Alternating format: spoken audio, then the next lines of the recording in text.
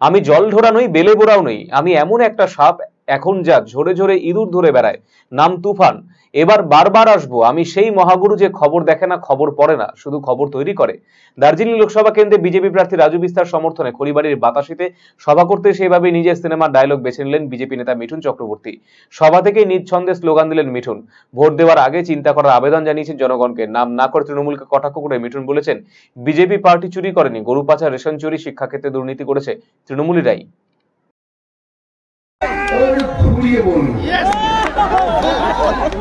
আমি জল ঢোড়াও নই, বেলে বোড়াও নই, আমি একটা এমন সাপ এখন ছোট ছোট ইঁদুর ধরে বেড়াই।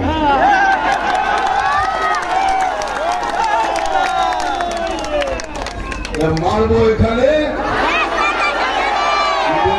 বলবো না, আমি চিমটি কাটবো এখানে, আর লাল পিঁপড়ের মতো লাল হবে এখানে সেখানে থেকে। নাম তুফান, বছরে এক আধবার আসি, এইবার বারবার আসবো।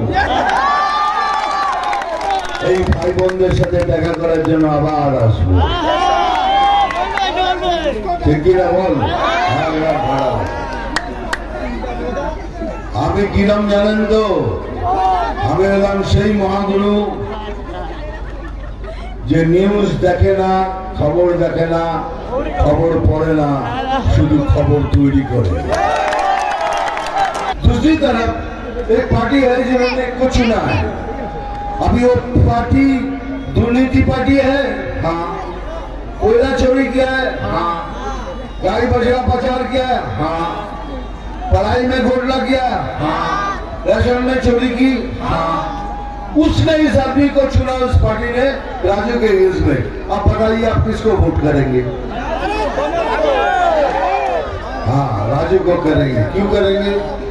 क्योंकि आपके भविष्य के लिए करना है।